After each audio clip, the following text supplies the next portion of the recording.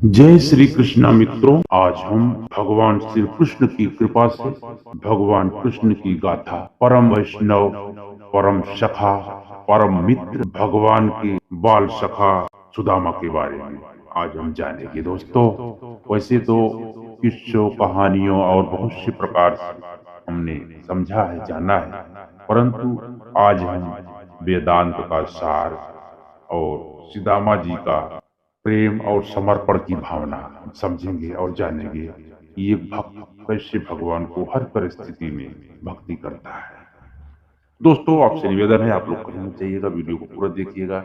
ये ऐसा कथा है दोस्तों जिसको सुनने से पुण्य प्राप्त होता है और भगवान की याद आती है। भगवान को जितना टाइम हम याद करते हैं दोस्तों, वही हमारे साथ जाता है, बाकी तो सब माया मोह है।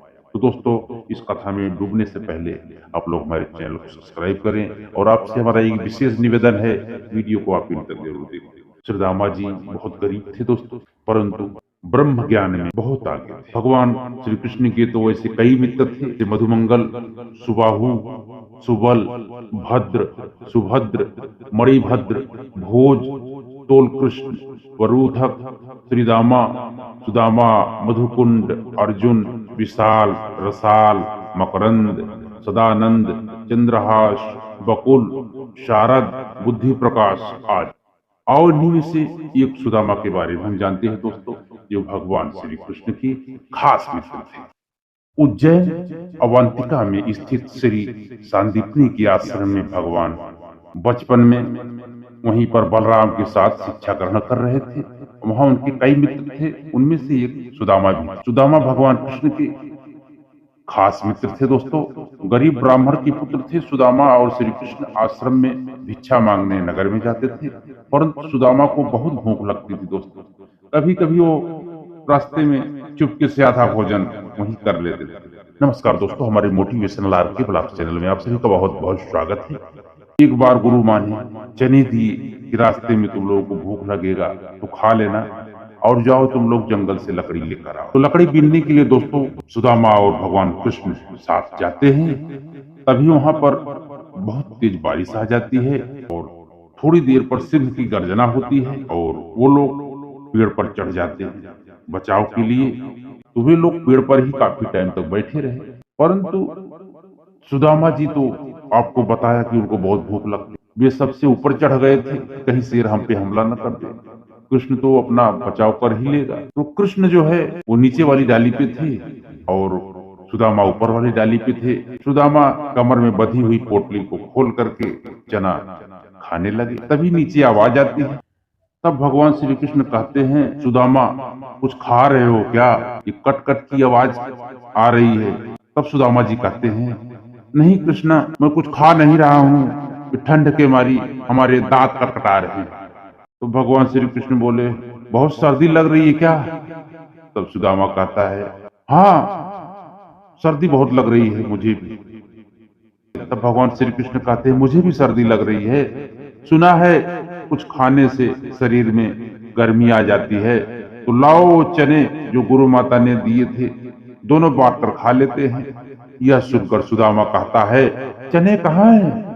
वो तो पेड़ पर चढ़ते समय ही मेरे पल्लू से नीचे गिर गए। यह सुनकर भगवान श्री कृष्ण समझ जाते हैं और कहते हैं, ओह ये तो बहुत बुरा हुआ। तब भगवान कृष्ण नीचे की डाल पर बैठे थे। भगवान कृष्ण ने अपने चमत्कार से हाथों में चने ले जाते हैं और ऊपर चढ़कर सुदामा को बोलते हैं कि पेड़ पर फल तो नहीं है, लेकिन मेरे पास चने हैं। सुदामा कहता है, यह तुम्हारे पास कैसे आए? तब कृष्ण कहते हैं, मुझे भूख कम लगती है ना, पिछली बार गुरु माता ने जब चने हमको दिए थे वह अब तक मेरी अंटी में बंधे हुए थे, तो ले लो, अब जल्दी से खा लो। तब सुदामा कहता है, नहीं मैं नहीं खा सकता। तब श्री कृष्ण पूछते हैं, क्यों क्यों नहीं खा सकते? सुदामा रोते रोते कहता है, क्योंकि मैं इसका अधिकारी नहीं हूँ, मैंने तुम्हें धोखा दिया है कृष्ण, मुझे क्षमा कर दो। कृष्ण कहते हैं, अरे जिसे मित्र कहते हो उससे क्षमा मांगकर लज्जित न करो।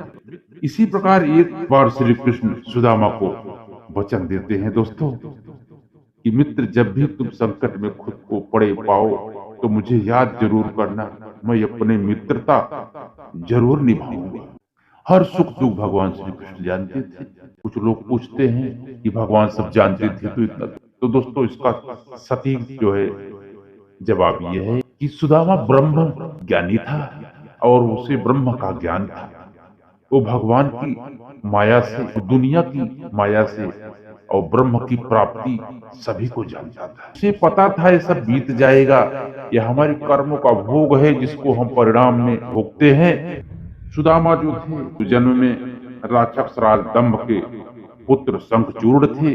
उनका विवाह धर्मध्वज की कन्या तुलसी से हुआ था। दोस्तों सुदामा का इस जन्म में जो शादी हुआ था उनका नाम सुशीला था। गरीब थे परंतु ब्रह्म का ज्ञान था, इसलिए वो कभी भगवान से मदद मांगना नहीं चाहा, परंतु पत्नी के कहने पर वो जाते हैं। दोस्तों भगवान ही मित्रता निभाते हैं। भगवान सब कर्म सब लीलाएं ऐसी किए कि जिससे इंसान को प्रेरणा मिले और वो सद्मार्ग पर चले। तो दोस्तों कहते हैं राधा जितना रोई रोई कान्हा के लिए, कन्हैया उतना रोया रोया है सुदामा के लिए। यार की हालत देखी उसकी हालत पे रोया, उसके आगे अपनी शान शौकत पे रोया। ऐसा तड़पा जैसे क्षमा परवाना के लिए, कन्हैया उतना रोया रोया है सुदामा के लिए। भगवान श्री कृष्ण आने के बाद भी सुदामा के रोते हैं और जाने के बाद भी रोते हैं। ये होता है साक्षात प्रेम, ये होता है वास्तविक प्रेम।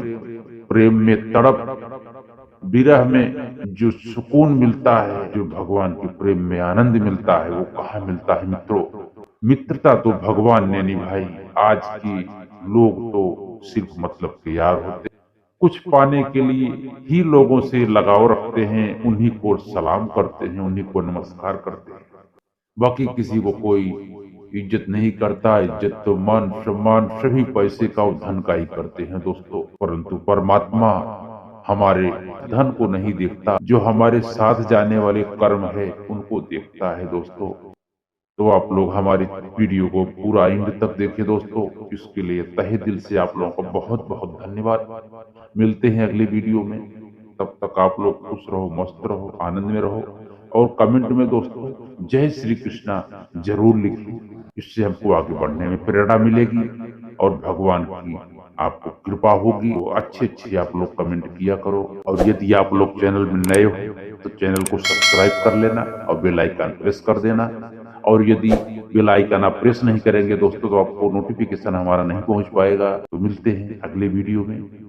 जय श्री कृष्ण मित्रों।